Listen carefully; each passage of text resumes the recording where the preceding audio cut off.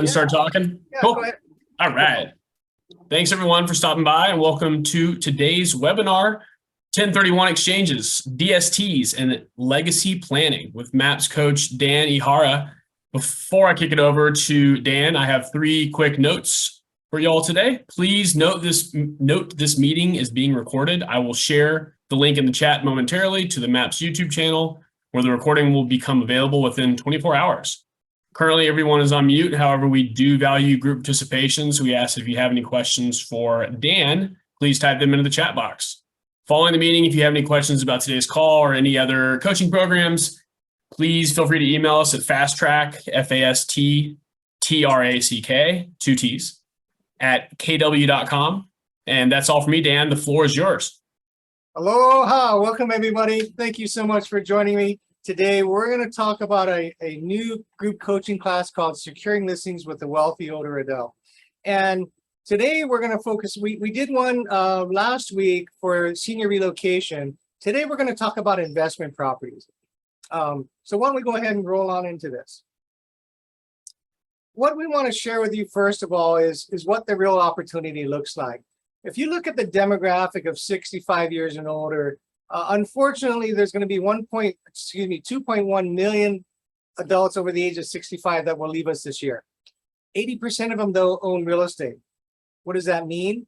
That means somebody's going to have to make a decision, likely, on about 1.68 million potential listings, right? And that's just the homes that they live in, right? What about the investment properties they own? But one of the quick tips I want to give to you is I've talked to agents all over the country, and I asked them, you know, when you go into a listing appointment, how many of you have asked, what other properties do you own? What other properties do you own? You see, most agents that I've talked to don't ask that question. Why? Because we're focused on the current listing at hand, right? But that's a massive opportunity, because one in every 3 properties is an investment property. So what that means is there's a good chance that when you ask that question, they're going to tell you they have other properties, right? And that's what we built our business on. That one simple question is going to reveal so many opportunities for you.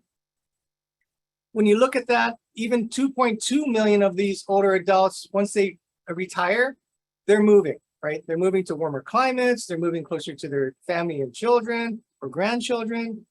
Life's changed for them, so they're making a change in a living environment, right? So potentially that's almost 4 million listings. Now, keep in mind, that's just their primary residence. What about their investment properties, right?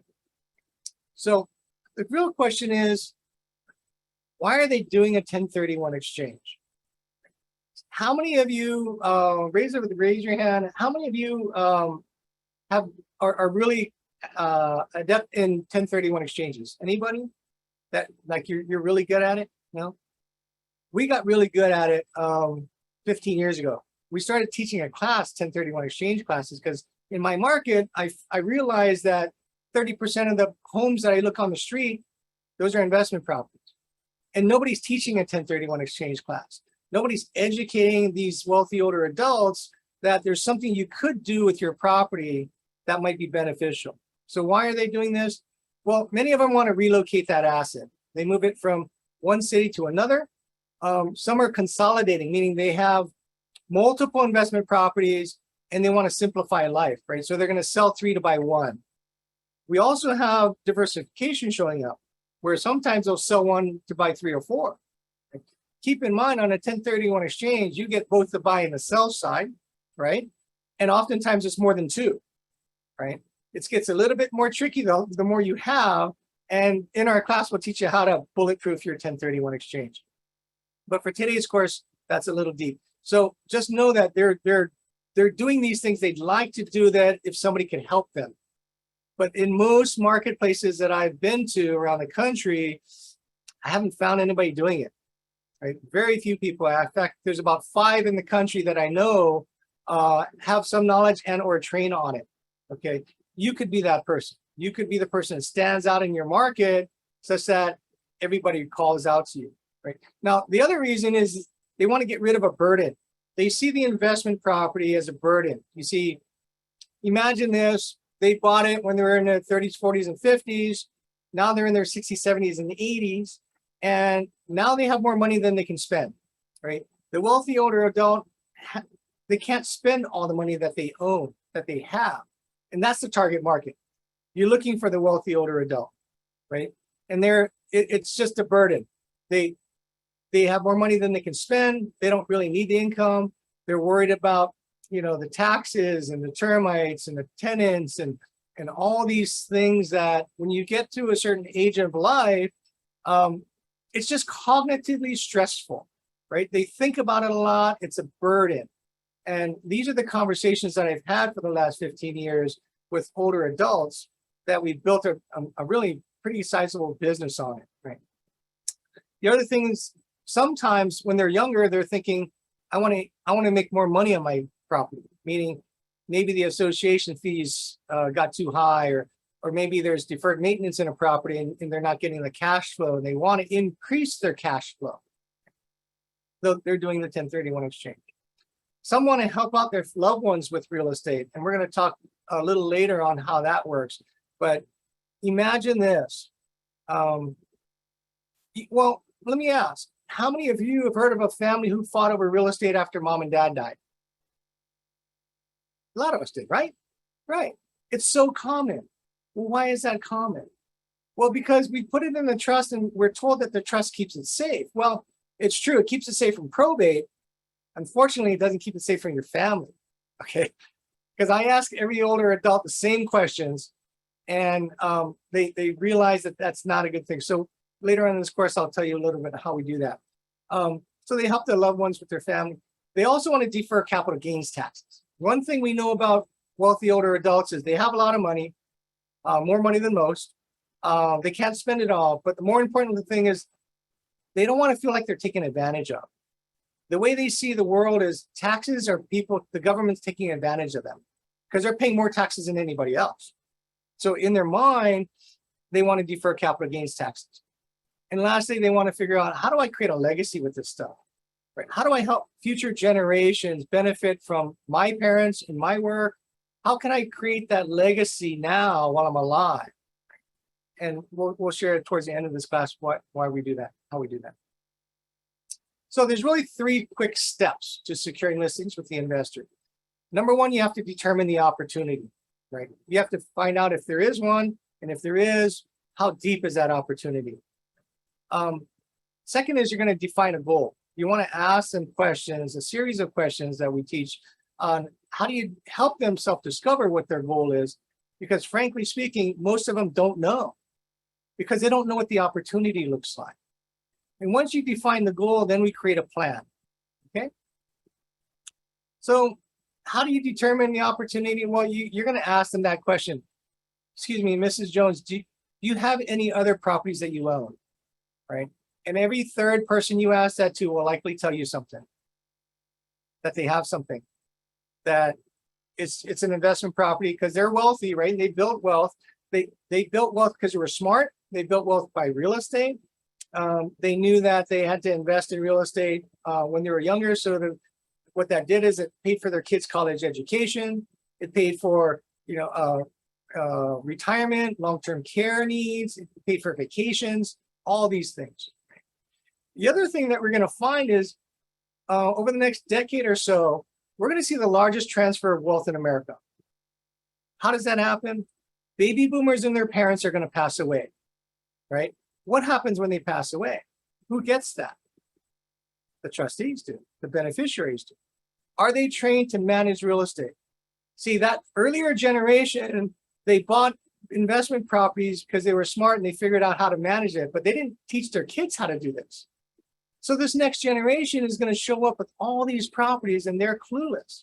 They have nobody, there's nobody training them how to build wealth in real estate. And that's what we do. We educate the entire family. So what you're doing when you're teaching this is you're getting the baby boomers and their parents and then the next generation. So now you've just created a big pipeline of business that'll, if you're in this business for a long run, you're going to have business for a long time because you've got 2 generations or 3 generations now seeking advice from you, right? The other question you want to ask is, who are the beneficiaries? Who are the decision makers, right? Who are the trustees or executors? who's going to make the decision on when and how it's going to be sold, who's going to sell it, what's going to be done to prepare it for sale. Right? You want to know who the decision makers are. And in the trust document, we'll have the trustee's name. They don't have the beneficiary's name. Right? So normally when I meet with somebody, I actually ask for the trust document because I need to validate that, number one, the person that's going to sign the listing has authority to sign. Number two, I want to know who else is going to benefit from this sale because they might have a say in how things are done and or who's going to sell it, right? So I want to know these things early on. How else do you find opportunities? If you really think about it, like Gary says, just get into your database. Just get into it. Every third person in your database likely will have an investment property. Yeah, just look in your database. Right. The other thing is we talk about this at open houses, right? For those of you who work, we work hard at open houses every single week because we get a lot of business from it. Because who shows up? Well, people who may be trying to do a 1031 is looking for a replacement property. Could be somebody trying to determine a value on a property they're thinking of selling, right? And once we open that door of opportunity, you're going to find out there's a lot of gems in there that most people are going to miss. Right?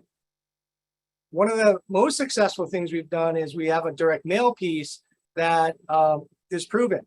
We'll get 3 to 5 calls a week now from people who have multiple properties. And in each person on average has 2 to 4 properties that are a burden, right? Because they're at a point in their life that they're thinking into the sunset, right? Or they're thinking when I'm gone, my 3 kids, there's no way they're going to figure this out. They're not trained to do this. You know, they don't have any experience with investing. They don't know how to manage real estate. They're really, this older adult population, they're concerned about their kids, right? And that's what's happening. We're able to pull a lot of listings from that. Or even just knocking on doors, door knocking. Simple as that. So many of you do a lot of these things in here that we can help with. So step 2, define the goal, right? So one of my questions I asked them, so I understand you have an investment property. Tell me, what's caused you to own that investment property? What's caused you to own that? They said, well, 100% of the time, they tell me it's for my kids. It's for my family, right? And a lot of times they don't have a plan. They said, when I die, the trust says it'll go to my kids, they'll figure it out, right? How does that work out? So not so good, right? I mean, they don't figure it out. They oftentimes fight over it because they've never been trained to do this. I ask folks, you know, I say to people, and this is a common phrase I use on all of our listings is, you know, people make one of 2 types of decisions. They're going to make an emotional decision or they're going to make a financial decision. They will. There's only 2 types, right? An emotional decision says, I want to keep this because I want to take care of somebody, right? I care for a lot of times, you know, what they tell me is, oh, I have a great tenant. It's a great investment properties. Tell me about that. Oh yeah, no, he does the yard every month and never asks any question, doesn't ever has me fix anything. And then when I ask him what kind of rent you get, he said that market rent is like 20 years ago. They never changed the rent, right? Because they're nice people. See, that person made an emotional decision. But I asked them really, what's best for you? Do you want to make an emotional decision? Or do you think it's best for your family to have a financial decision? Your call. There's no judgment. But I want to help you self-discover that you're going to make a decision in one of 2 ways. They almost always start off with an emotional decision. By the end of my conversation, they're almost always on a financial decision. And I say to them, you know, that tenant that's been with you for 5 or 10 years that you really like, they're really nice folks that you hate to kick out. You know what about your family? Do you want to help them more? Right? And they say, well, yeah. Well, what you're telling me though is you're making an emotional decision for your tenant as opposed to your family, right? So what do you think you want to do? So, well, I want to take care of my family. Okay, so that means you probably want to figure out a plan to do that, and we can help you. We can help you with that plan. If you could bless your kids today, would you? And they say, yes. How do I do that? Well, let's talk about that, right? And so we walk them down a path through a 1031 exchange, right? And it's almost always about their family. Now, some folks, believe it or not, have a lot of wealth and they have no children, right? Then the next question is, when you're gone, where do you want that to go? And they say, we don't know. So, well, what do you like? Well, you're looking for a philanthropic interest that they have. I'm not sure if many of you know what charitable remainder trusts are, CRUTs, CRT. Charitable remainder trusts are in every university. Most of these large organizations have CRUTs. It's a charitable remainder trust whereby, and I'm one of two salespeople that sell real estate for the University of Hawaii. Okay, and they'll call. So if a person down the road says, I have no children, and they say, well, and I ask them, what do you like? Say, well, I was an architect and I went to the University of Hawaii, and without that college, I would not have had my career, wouldn't have this money. And so would you like to give back to them? Is there a way to do that? Absolutely.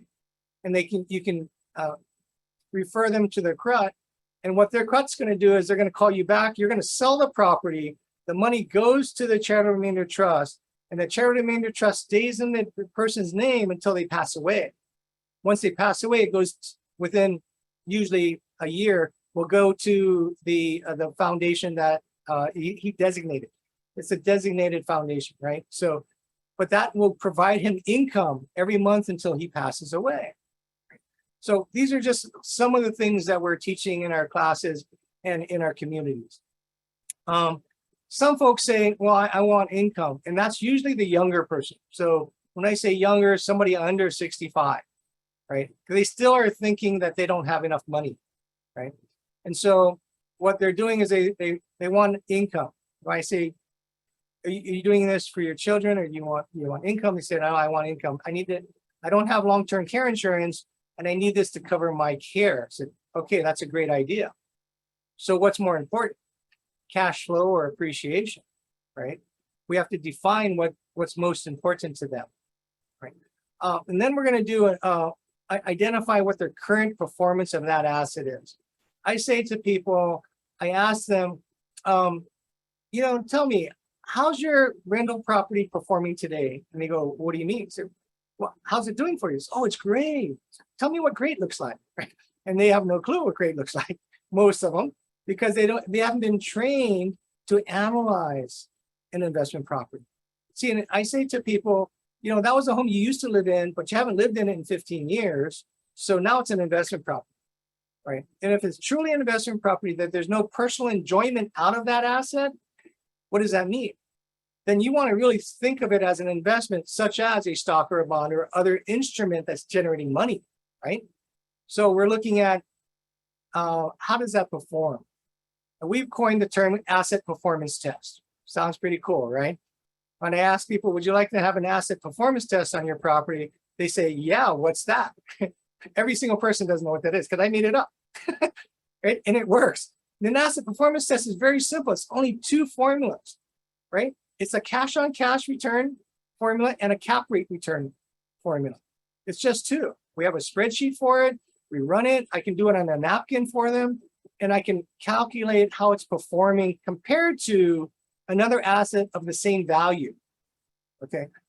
So part of that is what is your money doing for you, right? The way we look at it is our job is to help people build passive income so that your money is working for you versus you work for your money, right? So the question is, of the money that you have, how is it giving you back money? How much is that? How do we measure that? We do it through an asset performance test. And when we show them, I got to tell you, I think everyone except for probably 1% of the population, their performance is extremely low. Frankly speaking, I double their money every time I meet with somebody. And if I say to them, if you're at 1.9% today, and if I can get you to 4%, you're going to double your money. Meaning at the end of the year, You don't make $15,000, you make $30,000. And if we could do that for you, if I could show you how that works, would you? That's the simplest closing right there. If you could, would you? And they say yes. So let's go down the path and we create a plan for them. What are you sending in your mail piece as far as a message? We're basically stating what they know in their head. We're stating to them that I'm asking them questions. So my sales approach is not telling people things, I'm asking them things. So is your property a burden? Would you like to bless your kids today while you're alive versus let them fight when you're gone? Type of questions. So we have a number of them that come out that pose different questions to them. And they go, that's me, and can you help me? And they go, and we end up getting into a 1031 exchange. Susie asked, do you refer the client to, if they want to get back to the university, they call the university? No, you don't want to do that. You want to be the person that provides the lead. Why is that? Because then they're going to give you leads. Okay, so every referral that I give, it's coming from me and not them. If it's a retirement community or a CPA or a financial planner or a truck, anybody that I'm going to refer them, I'm going to make the call, right? And I'm going to make the connection. And most of the time, I'm going to show up for that meeting, right? Because I want to understand what that relationship's going to look like. I want them to know that I'm the guy giving you the lead. You give a lead to a number of people, they're going to give you leads, right? And that's how we built our business referral network. Right, from just being present and giving leads out to people, because obviously that's what they want, and that's what we do. Yeah. The step 3 is really simple: create a plan. So what I do is I start with a calendar, right? We start with a calendar, and we say I actually take 2 months on one 8.5 by 11 sheet of paper. I bring 2 pieces of paper with me. I say, well, here's today. I write down today's date, and I go, in your ideal world, when would you like to start this process? I say, well, now. Okay, well, what do we need to do? Right? So we'll say, well, I want to fix this or that or whatever. So we create a vendor list, right? We actually coordinate all of that. I have a team, I have a large team, and I have a listing manager that's their job. So they're walking into the listing with me. And as I'm talking about, well, we need a painter, we need a plumber, we need a landscape guy, we need a pool guy, whatever it is that is needed, my listing manager is writing all that down. He's documenting everything. He's getting on the phone. He's booking the appointment. And we start putting that plan together. But I never do that until I get the listing signed. Okay. So I'm doing the calendar. I'm telling them what we're going to do. And I ask them, so how does that sound? Is that something you'd like to do? They go, yeah, I'd like to do that. Would you like to get started? Yeah. Okay, well, this is how we get started. That's the listing agreement. I get the listing agreement signed, and then we start making those calls. And I say to them that the listing agreement allows us to advocate for you, allows us to represent you, right? And we're going to advocate for you. And as you saw, this is how we do that. This is how we advocate for you, right? And then we're going to ask them about what Allied Partners is I always ask every listing, so tell me, who's your CPA? Who's your trust attorney? And who's your financial planner? Because a wealthy older adult will have all of those people, right? They'll have them all. And you may need them, right?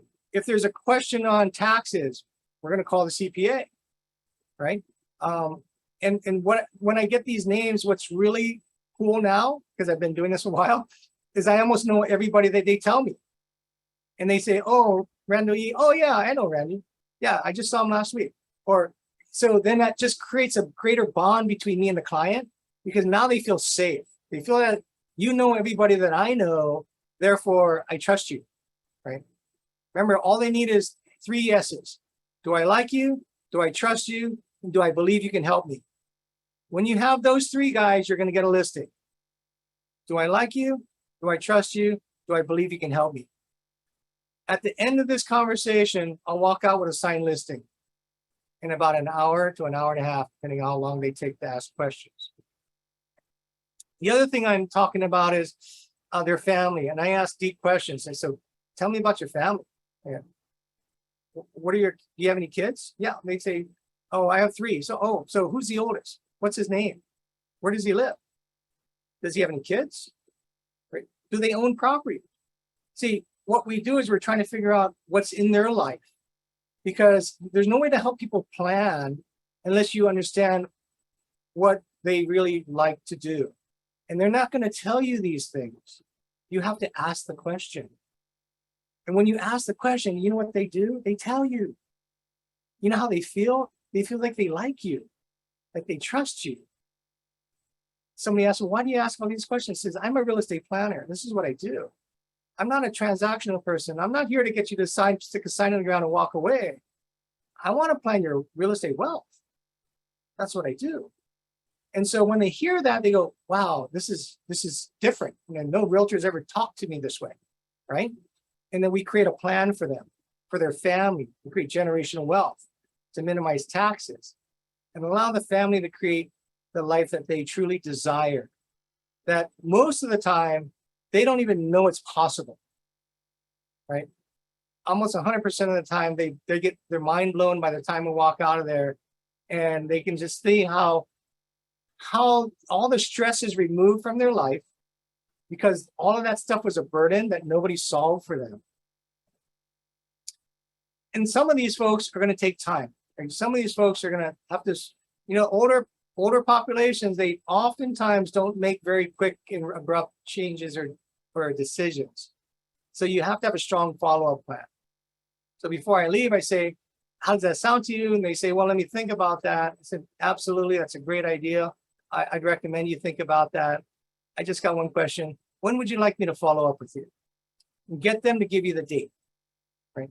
Once they give you the date, you know you're not being intrusive and you know you're not late.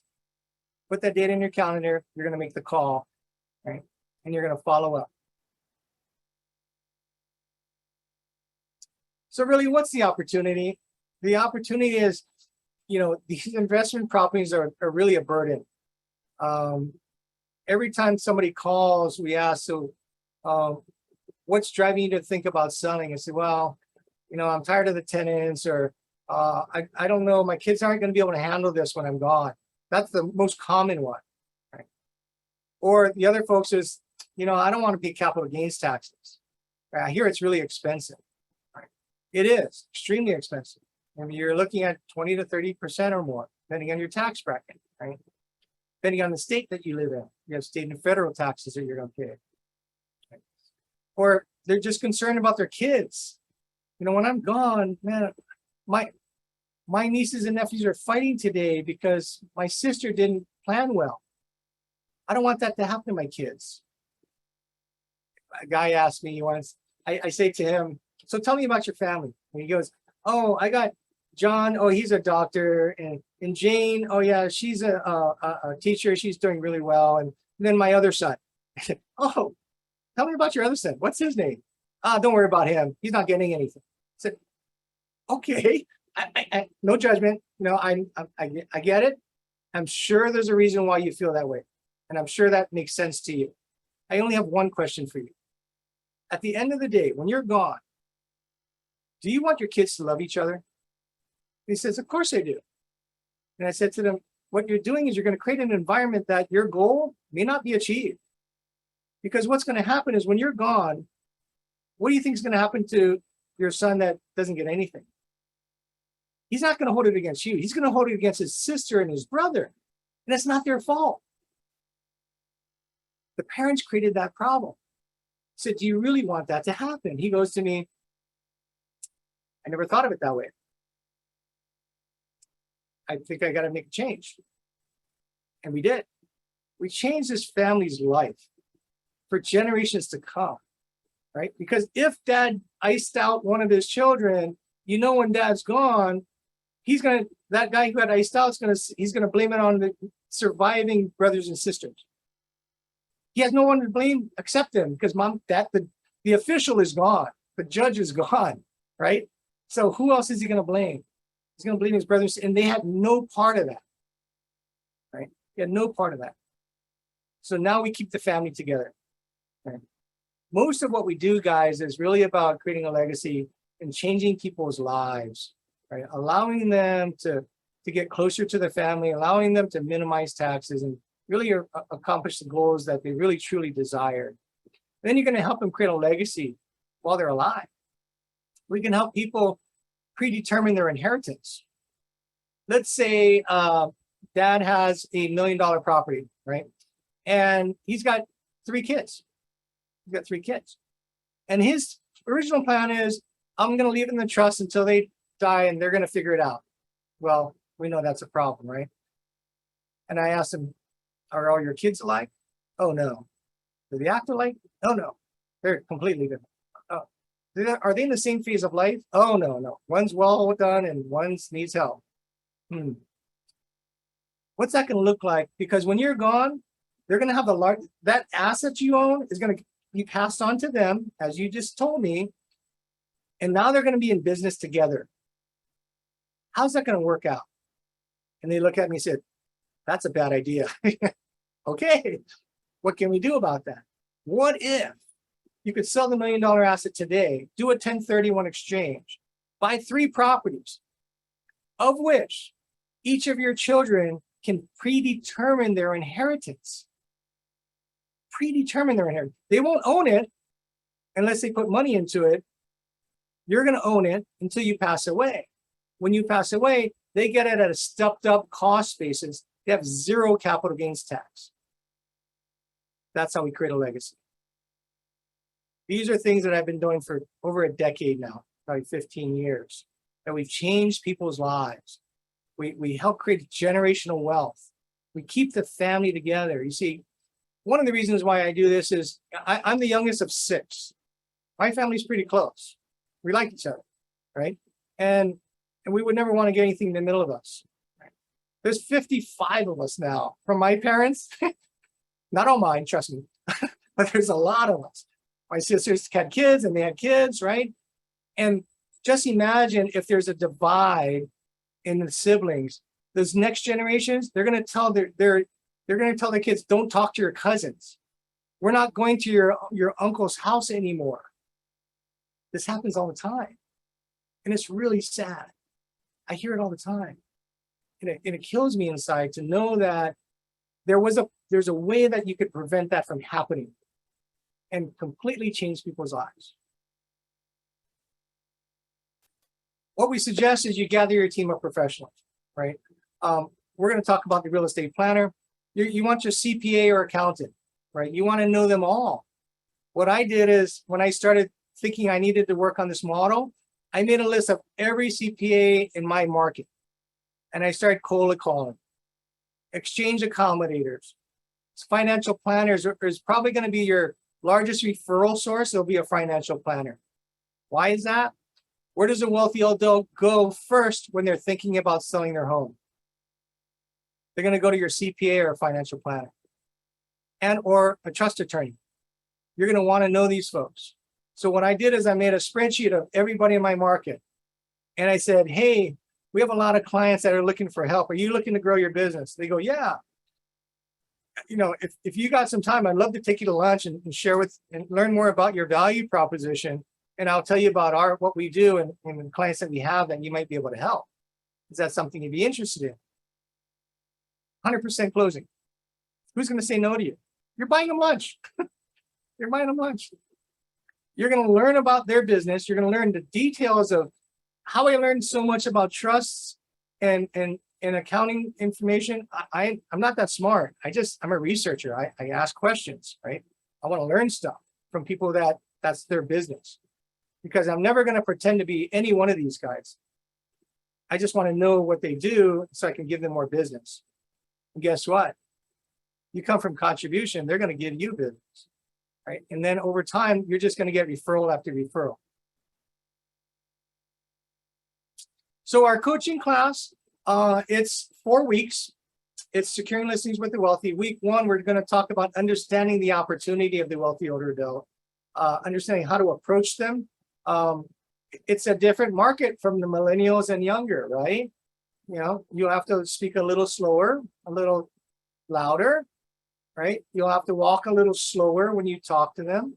and even physically be around them. So how you handle and service the wealthy older adult is going to be completely different from somebody in 30 and 40s. Okay.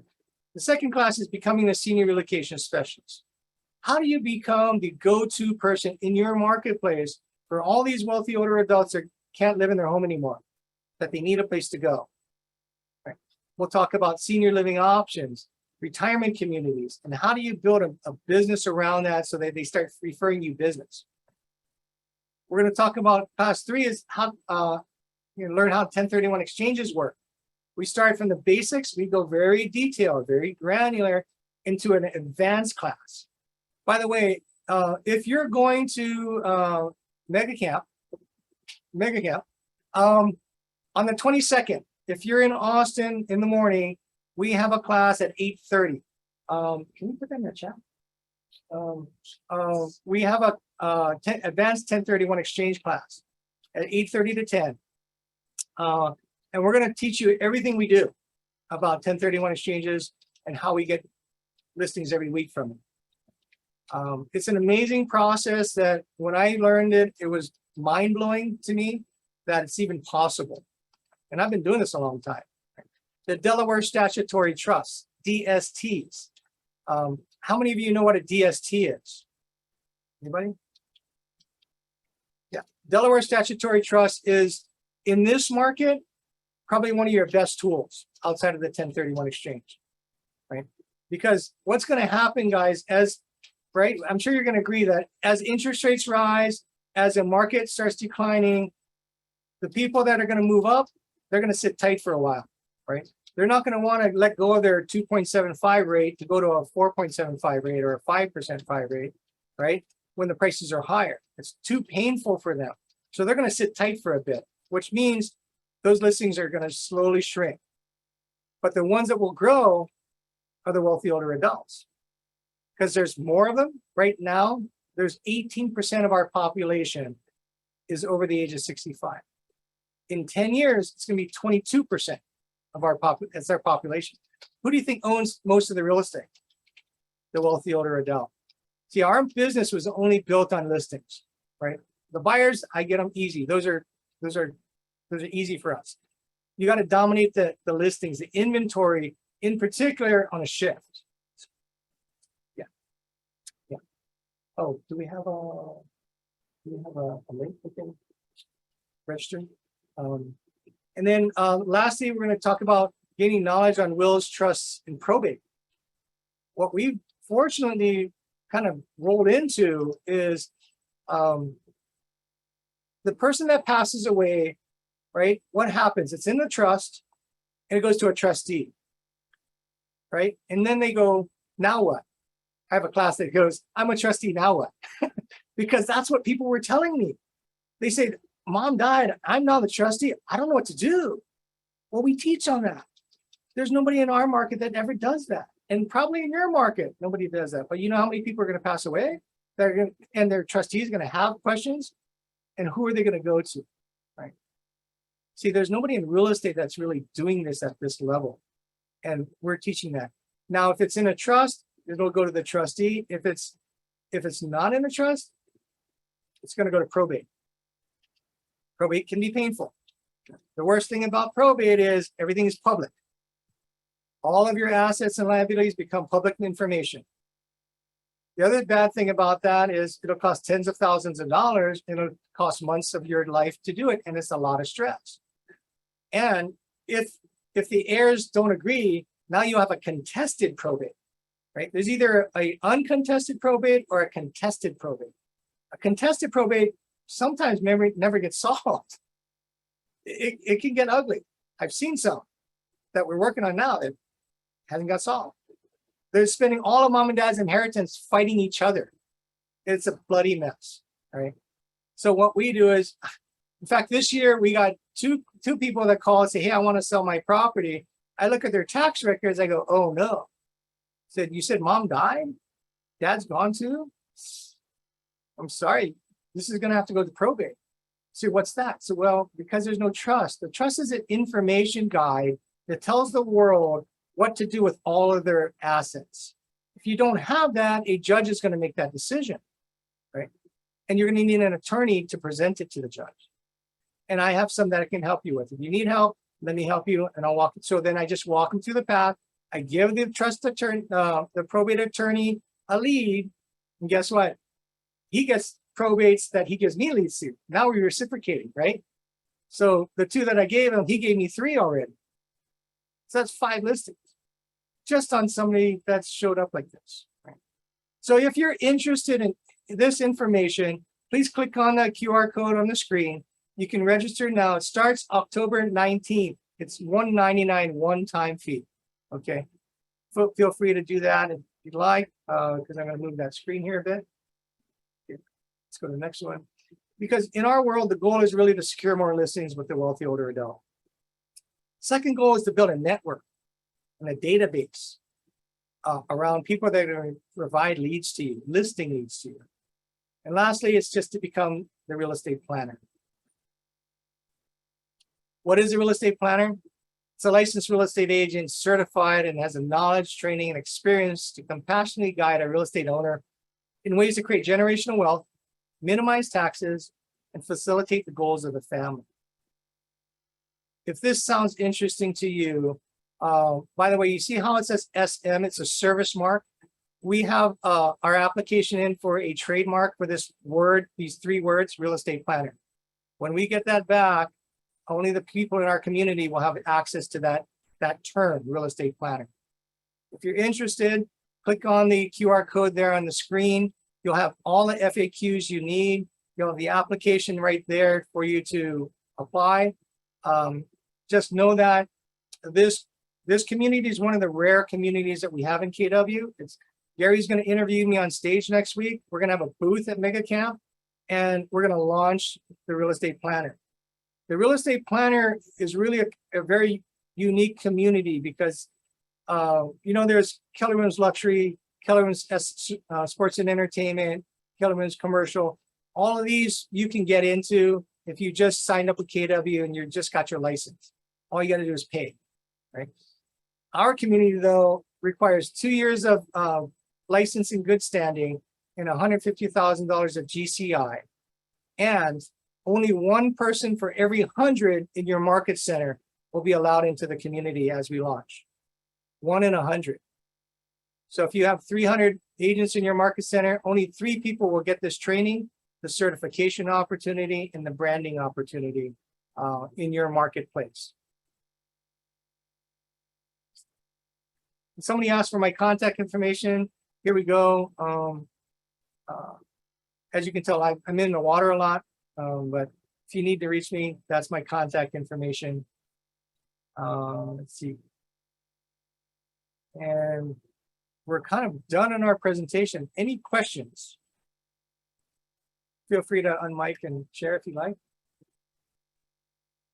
And this is Catherine. I have a question about becoming a senior relocation specialist. In my market, I've been, trying to assemble a team of, mutual referral relationships. And one of the partners that I've come across is a small local senior relocation service. And they're members, and they're actually on the board of a professional association that sets very high standards, almost like fiduciary responsibility. And they have really deep knowledge of the local market and what the opportunities are. And the way I feel like I can't begin to compete with those folks. And wouldn't it be a better use of my time to just refer clients to those senior relocation specialists? What do you think about that?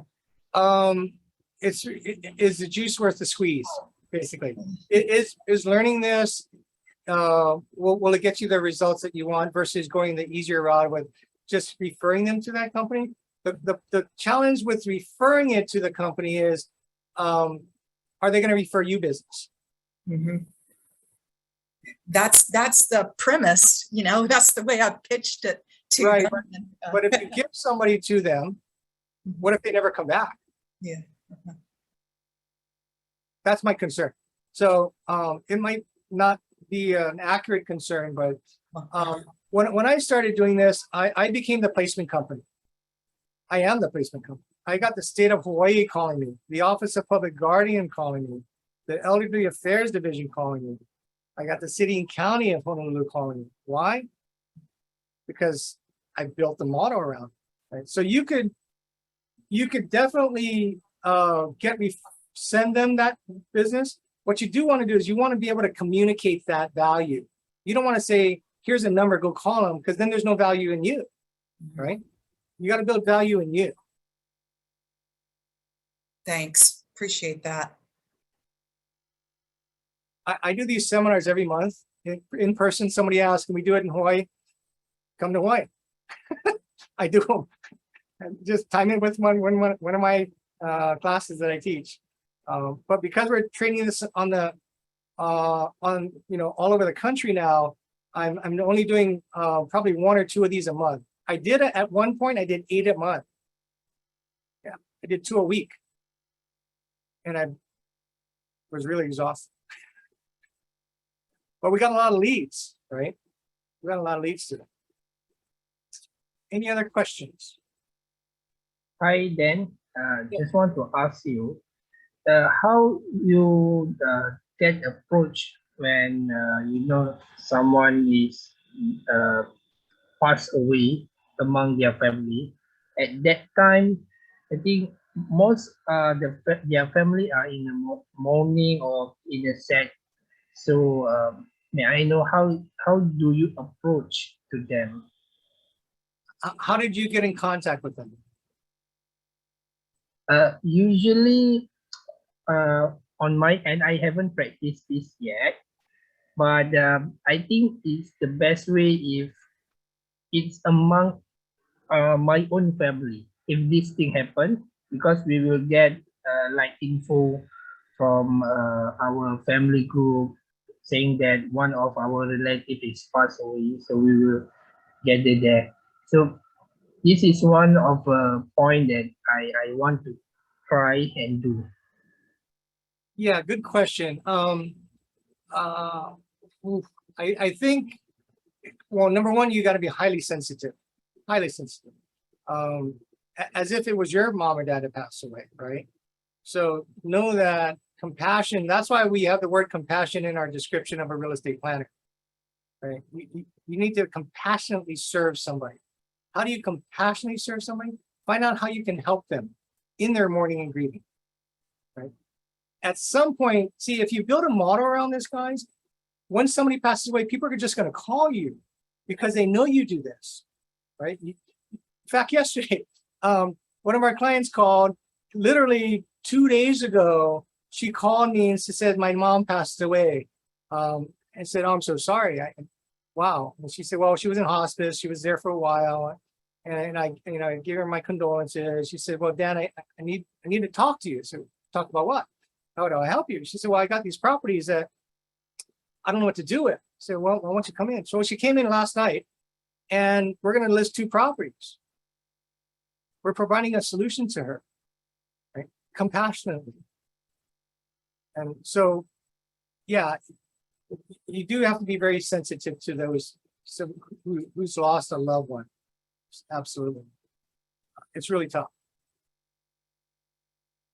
Thank you, Dan. You're welcome. Any other questions? Comments? So again, I think we got the group coaching class in there. Okay, good. Graham, thanks, Graham. Put that in there. And then we have if you're in Austin for Mega Camp, then feel free to click on that. And then also we have the real estate planner QR code in the bottom there. Yeah, great job, Dan. We know Austin's not Hawaii, but still going to be fun. Hope to see you there. Okay, guys. Well, if there's no other questions, I trust this has brought you value. Feel free to click on any of those things. Let us know how we can best serve you. My goal is to change lives and those that you know and those in your community. And I know you can do it. So with the right approach, with the right heart, you're going to do really well. So thank you all for your time. I really appreciate that. Look forward to seeing you in Austin. Aloha. Aloha. Thanks, guys. Thank you. Thanks, Dan. Thanks.